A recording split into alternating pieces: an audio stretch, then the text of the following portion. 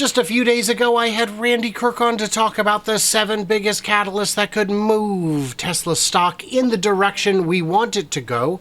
And some of you guys in the comments left some really great thoughts. Leave some more because we're going to need them. We're back with part 2. I'm Brian. Welcome to my Tesla Weekend. Randy, so good to have you. Always lovely. At least that's what you tell me. Yes, you are. Always lovely. Yeah, so that's great. That's great. So we're discussing catalysts, things that can make some big changes, some big moves, some improvements in the stock. We're on part 2. 7 more really crazy ones. Cybertruck is out with multiple reviews, high praise as a work and off-road vehicle. How would that be good for the company? So, of course, I have owned manufacturing companies and importers and wholesalers pretty much my entire life. I'm still selling stuff on Amazon. And one of the things that you always want for your product is good press. Press is way bigger, most people consider it 10 times as effective as advertising per inch. So you want some good publicity used to be in magazines and newspapers, now it's online and on YouTube videos. You're looking for that good press. All right, so what will Tesla be looking for after the release of the vehicle? Not the reports of their employees, not the reports of their fans like you and me. I mean, if I got behind the wheel of one and gave a report, I'd be hard pressed to be honest. I mean, I'm always honest, but it'd be hard to be negative about something. Anyway, as amazing as the Cybertruck. On the other, so if you get some stuff coming in from Road and Track and from, some of the neutral guys out there that are going, oh yeah, this thing is so fast and it is so quick.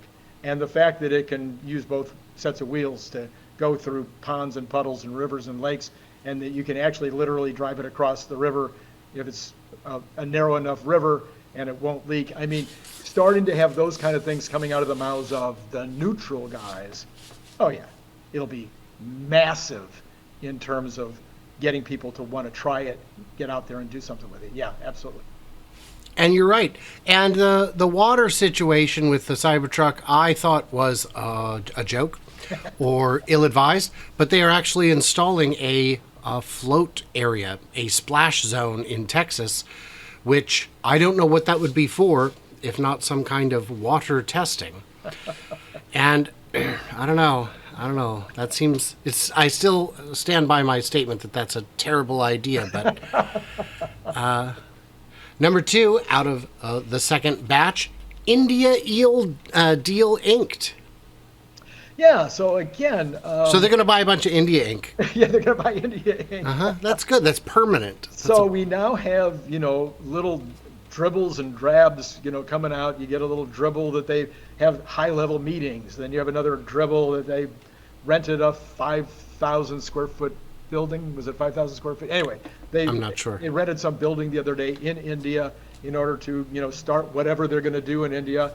And so you have all these little bits and pieces. Well, none of that's moving the market. None of that's changing anything. But when Elon goes over there, or if they come here, or if there is a big online confab, and there's some meat on the bones. Okay, we've inked the deal. We have the property. Goal is to do 2 million cars a year. It's going to be Gen 3, but it's going to be designed more specifically for the South Asian market. Again, I'm always about meat on the bones. If you want a catalyst to work, the more meat on the bones you can give it. You need the meat for the institutional guys. You and I, we're like, yeah, we get it. But the institutional guys, they want a picture. They're not that quick. So you need to give them something that they can put their teeth in. Do you know what an India spec car would need to be different from, say, a Model 3? So I'm thinking that they're going to want this to be the cheapest car, like even cheaper than China.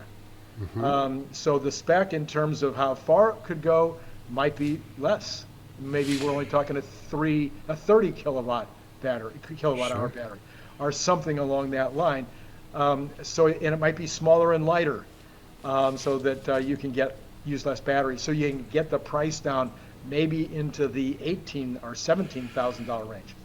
They also need more ground clearance because the roads are so inconsistent. Yeah. And the benefit there is while higher suspension might be a hair more expensive, they can get away with cheaper wheels and tires because they need big fat sidewalls in order to handle the inconsistent quality of the roadways. Nice, yeah. Yeah, so I may have done a little bit of research on this. Okay, apparently. Third one, Q1 earnings call, guidance to 2.8 million cars, and with Cybertruck, the street actually believes it. Yeah, so this year, the number now, I think everybody is settling in on is around 1.9, 1.93, something like that. So if you're going to get your 50% increase for next year, it's 2.8. So the street thinks it's going to be a 35 or a 25% increase over this year, not a 50% increase. So Tesla, if in January they say, no, our goal is 2.7 or 2.8, it doesn't have to be exactly 2.8, but a bigger number by far than the street is saying, and then they say, and maybe we'll hit a little higher than that, like they did this year, about 1.8. So that would be, now we're talking about adding 900,000 cars in a year. That's a significant, see, it's, they have the big number theory, right? I mean, when you're at 100,000 cars and you only need to add 50,000 the next year, that's one thing. When you're at 1.8 million and you need to add 900,000 to keep your number going, that's a bunch of metal, and it's a bunch of dollars, and it's a bunch of profit. So I think, yeah, if they actually say the words, that's the key. They got to actually say the words. Then I think that'll move the stock big time. Well, it's impossible, like when they hit 1 million and analysts said, yeah, but next year they'd have to hit 1.5. And you say, didn't they? Yeah, they did. They did. But that's a whole other thing. I saw a gentleman on Twitter saying, yes, but they can't continue scaling. We're already at the end of it because installed capacity is only 2 million. And I said, you've got to not look, you're looking at the wrong numbers or just not thinking critically.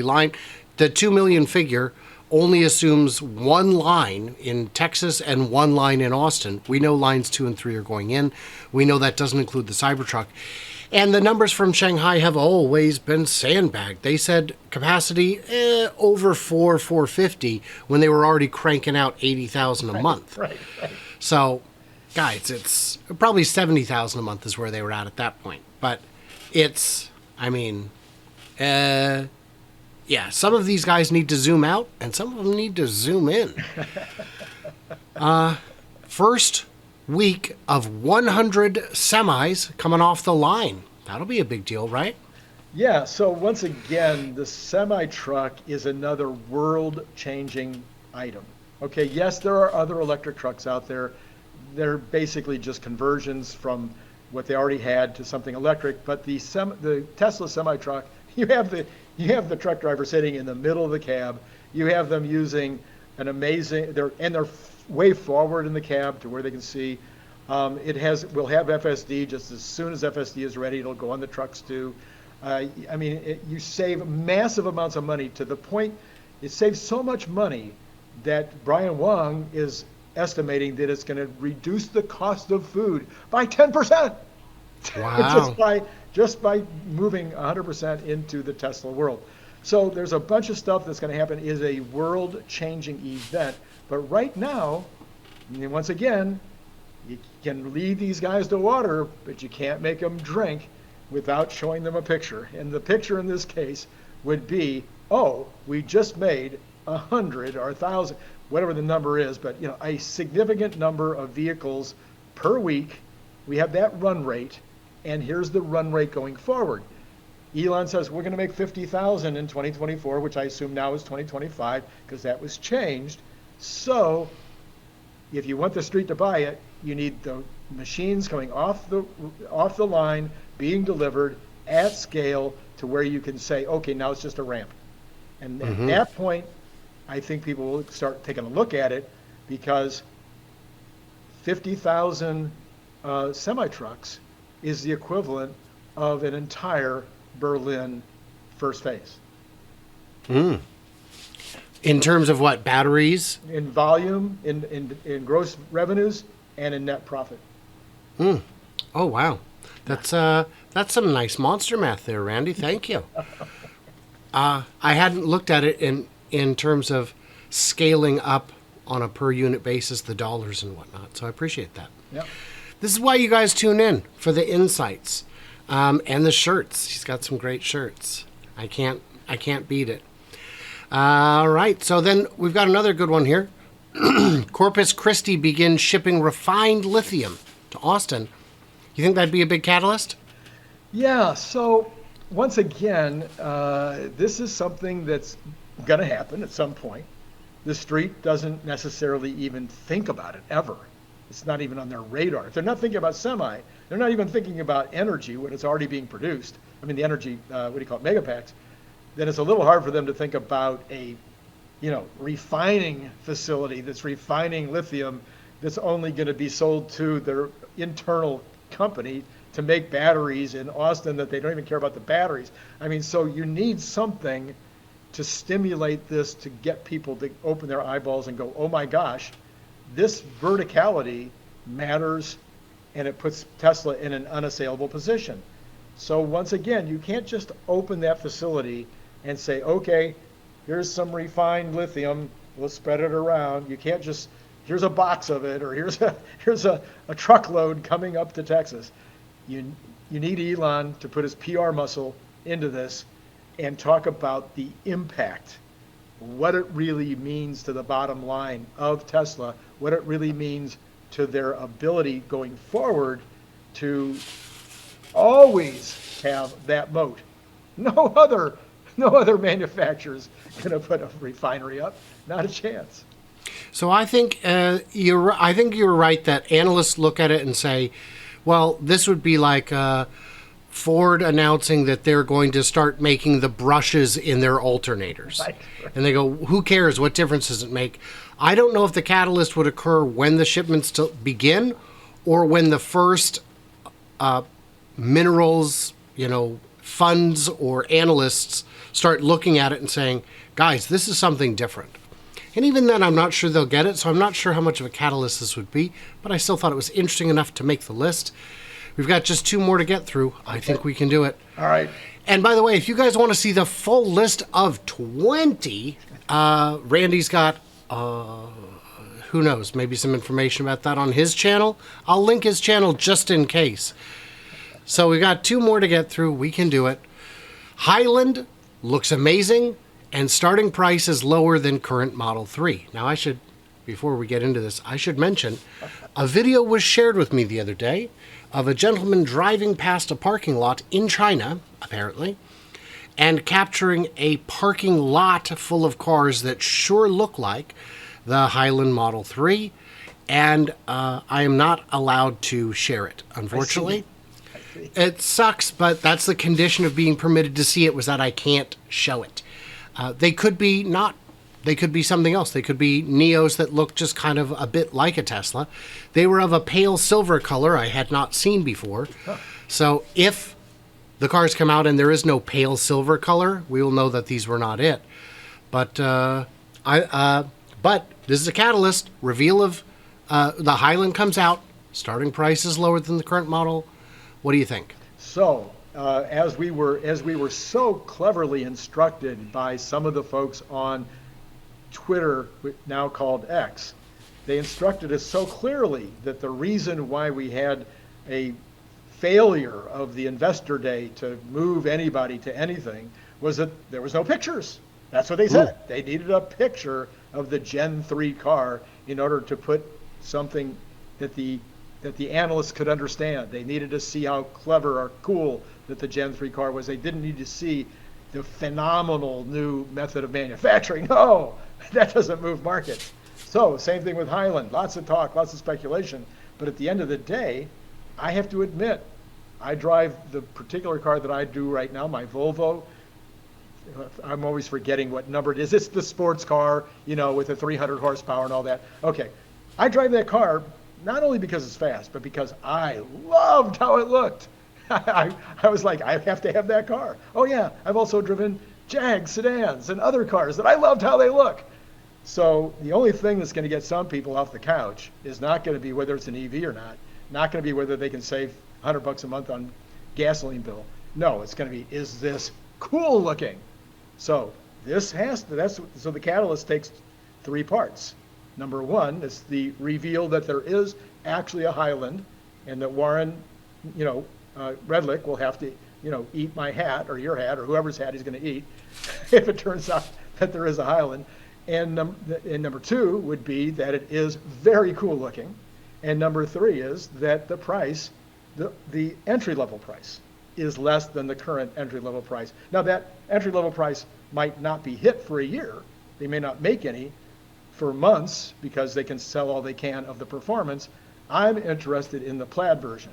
I don't need a car. I don't want a car. I have no reason to buy a car. I don't drive that much. But if they do a plaid version of a really cool looking Model 3, I just might have to do it. That's exciting. We've seen the look. The look is good. It's a little more sporty and aggressive than what we've seen before. Warren has made abundantly clear to me that he does not watch my channel. He said he told me in an X post that that my channel adds no value. Wow. So that's how wrong he is. Well, he can't know because he doesn't watch. It's unfortunate. I still like him, but whatever, I guess. Maybe in another life he'll come around. Who knows? Last big one because we got stuff to do, Randy. We got to keep this moving. All right, okay. Reveal of the Gen 3 vehicle and vehicle orders commencing. Yes. That's going to be big. That's going to be big. So again, it has to look good. And or it has Cybertruck didn't. Well, yes, that's true, but it has to look good. If it's a hatchback sedan as their primary, that just has to look good. It doesn't have to be like the one I'm asking for Highland. That has to look amazing. But this one has to look good. Now, it could also look really different. So we've talked about stainless steel. We've talked about other possibilities of how this car might be built that would be completely unique and special. So that could be fun also. And then probably we're going to have the reveal, I'm thinking at the same time, of the one that has no steering wheel, no pedals, that your captain's chairs can move in all directions and you can sit in a circle and play poker. So, that those two being revealed at the same time, I think would be a catalyst enough. But it would be good if at the same time they're revealing those, they actually put up the order board. That is part of the catalyst. I think Elon knows this. I think Tesla knows this. But you have to allow orders to start. That's part of the catalyst. And then find out if it blows up even Dojo. That's going to be great. So again, there are more on the list that we did not have time to get to. We wanted to focus on just the absolute bangers. The British sausages, if you will, of the list. So what did we miss? What did we misunderstand? What should have been on this list? Leave it all in them comments below. Randy's got a great channel. All his links will be in the description. Check us both out because we're both pretty good. Stay tuned, stay juicy, and I can't wait to hear from you clever robots on the next one.